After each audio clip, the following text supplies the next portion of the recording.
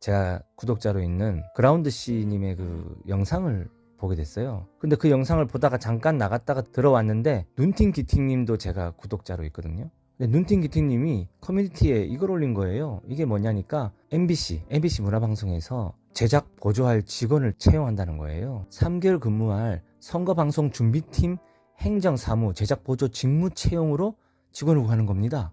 230만 원을 준다고 하면서. 그럼 선거방송? 선거가 없는데? 그러고 보니까 얘네들이 말하고 있는 조기 대선 그 선거를 이미 MBC는 준비하고 있는 거예요. 벌써 좌파들은 밑에서 물밑 작업하고 다 준비하고 진행하고 있다는 것을 알게 되었습니다. 그래서 제 영상을 하루라도 빨리 만들고 이 댓글들을 엄청 제가 캡처해놨거든요. 이런 것들 영상을 만들겠다는 생각이 들어져서 급하게 일단 올리고 보자. 그래서 제가 이 영상을 급하게 올리게 되었습니다. 안녕하세요. 에티아 교회를 목회하고 있는 이 목사입니다.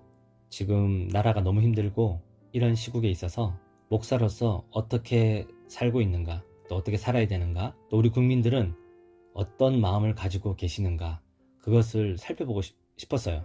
그 살펴보면서 느낀 것이 있어서 이 영상으로 정리하고자 합니다. 광화문에서 우파들은 1000만 명이 모여야 된다고 외치고 그렇게 수많이 모이고 있습니다. 좌파들은 모여도 요즘 동력이 다 떨어져 가지고 모이지 않아요. 국민의 지지도 받지 못하고 있죠. 제가 좋아하는 뉴스 데일리 베스트에서 우파는 엄청나게 모였어요. 끝이 보이지 않아요. 그런데 좌파는 정말 한 줌으로 모일 정도로 사람이 작게 모여 있는 것을 볼 수가 있습니다. 한쪽에서는 윤석열 대통령을 빨리 내보내서 국정을 운영할 수 있게 만들어들어라. 한편에서는 윤석열 대통령은 내란범이다, 탄핵시켜라 하고 외치고 있는데요. 이찬수 목사님께서 좌파가 우파가 그 좌와 판단을 하지 말고 그냥 하나님께 기도만 하자고 해서 좌파 목사한테 엄청나게 욕을 먹고 계시더라고요. 네가 옳은지 내가 옳은지는 하나님만 아세요. 네가 옳리 내가 옳리 판단은 좀 유보하고 기도하자고요. 같이 하나님 이 나라를 불쌍히 여겨주시기를 원합니다. 심지어는 네가 목사냐 이렇게 욕을 하는 좌파 목사가 있더라고요. 이찬수 목사님이 해명을 했음에도 불구하고 좌파에게도 욕을 먹고 심지어는 우파에게도 욕을 먹고 있더라고요.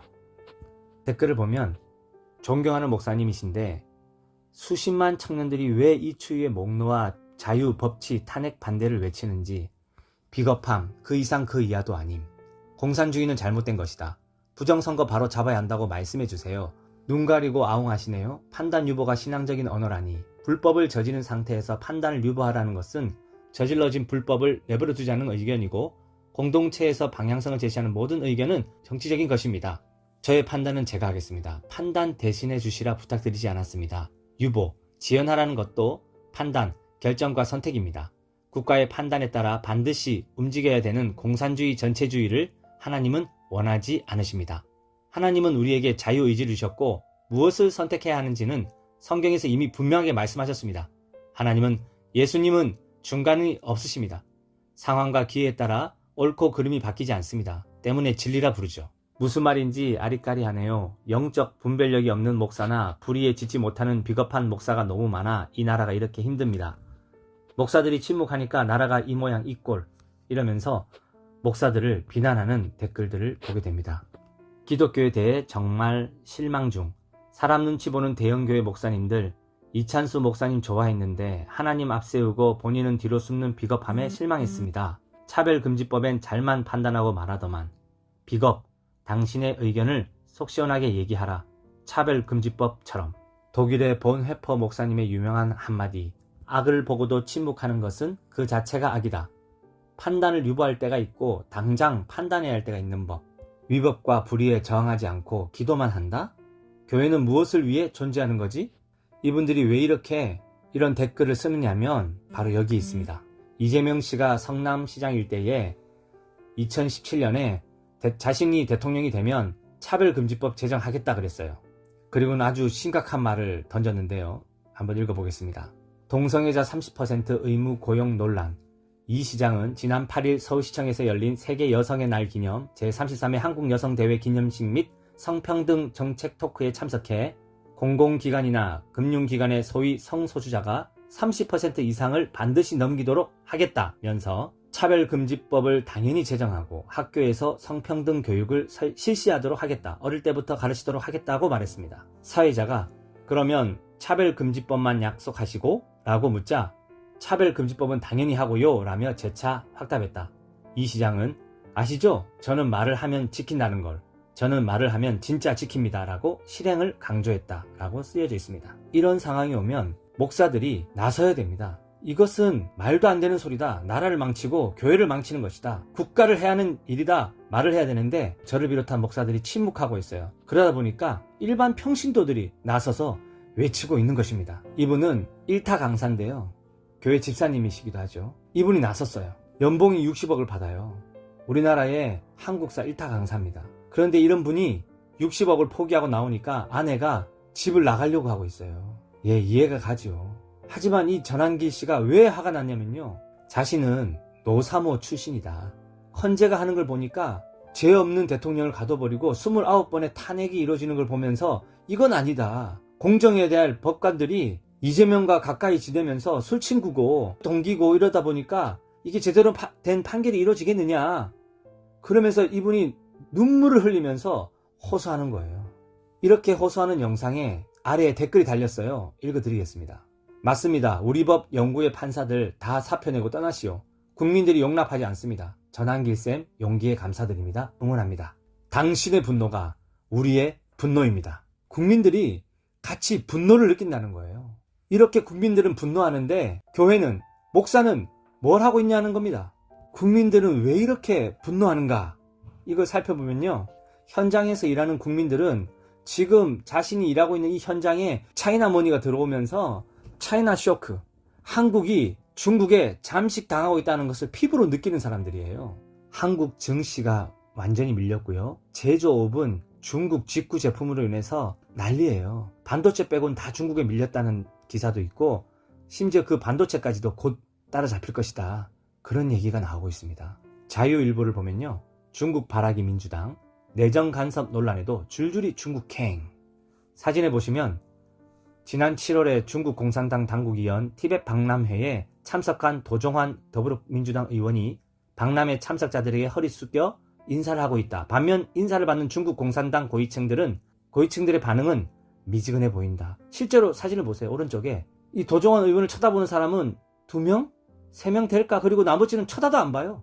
굴욕이고 굴종이죠.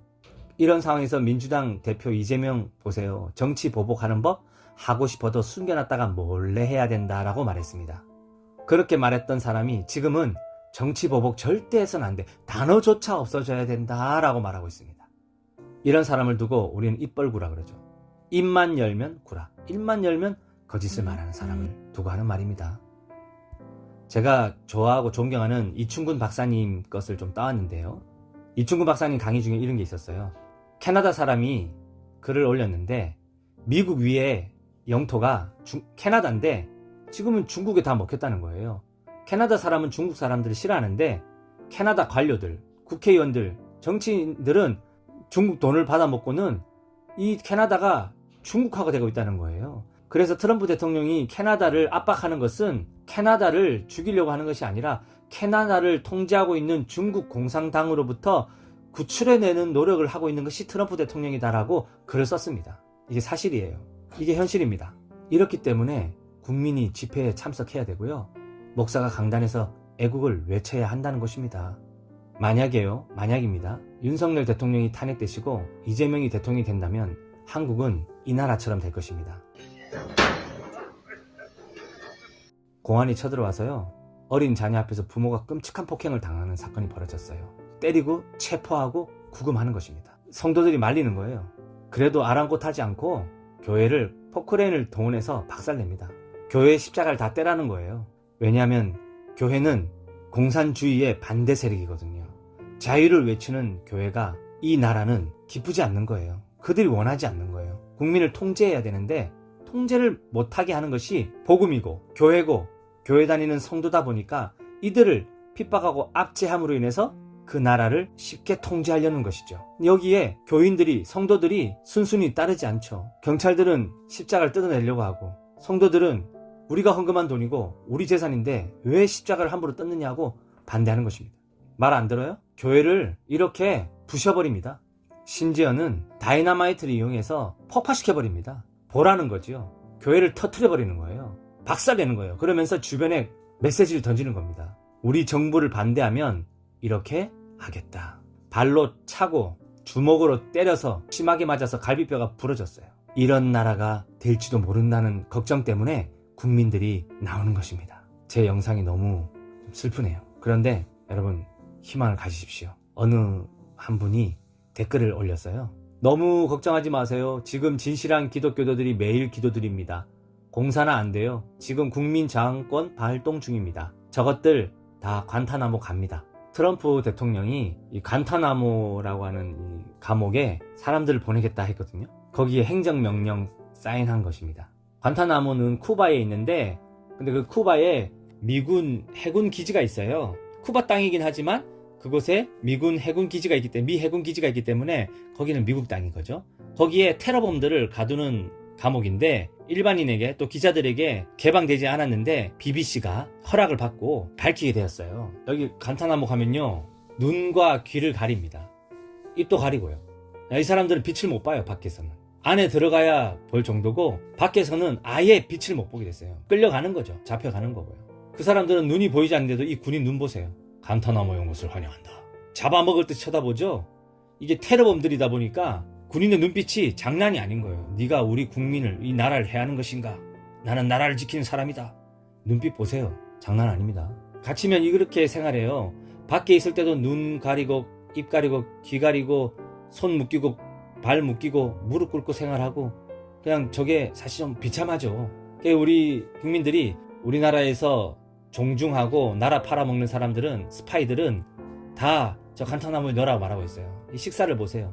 자동 다이어트가 됩니다. 저기 들어가면 빵 한 조각, 뭐 당근, 콩 저거 먹으면 자동 다이어트 되죠. 좋은 의미로. 나쁘게 생각할 때는 정말 저거 먹고 어떻게 삽니까?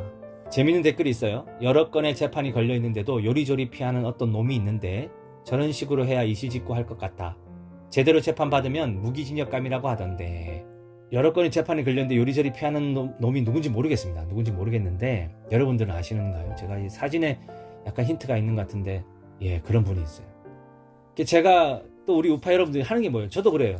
광화문 집회 참석하는 거, 대통령 관저에도 갔고요, 법원 서부지법에도 가고, 구치소 앞에 뭐 우리 국민들 많이 모이죠.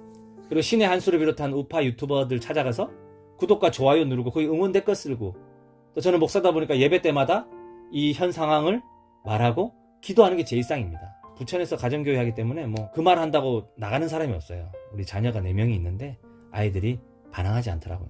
아멘하고 심지어 욕도 하더라고요. 애들이. 저희 막내가 5살인데 욕을 해서 저희 아내가 저한테 항상 그래요. 목사님, 하여튼 욕은 하지 마세요. 애들 듣는데 욕을 하지 마세요. 5살짜리 애가 욕을 하고 다녀요. 유치원 가서 욕하면 어떡해요. 막 난리를 쳐요. 자제하려고 합니다. 마지막으로 우리 이승만 대통령님께서 살아계실 때 했던 말씀 읽고 마치도록 하겠습니다. 우리의 자유를 회복할 것이 이때에 우리의 손에 달렸으니 분투하라, 싸워라. 우리가 피를 흘려야 자손 만대의 자유 기초를 회복할 것이다. 싸워라, 나의 사랑하는 동포여. 여러분, 우리는 승리합니다. 힘내십시오. 감사합니다.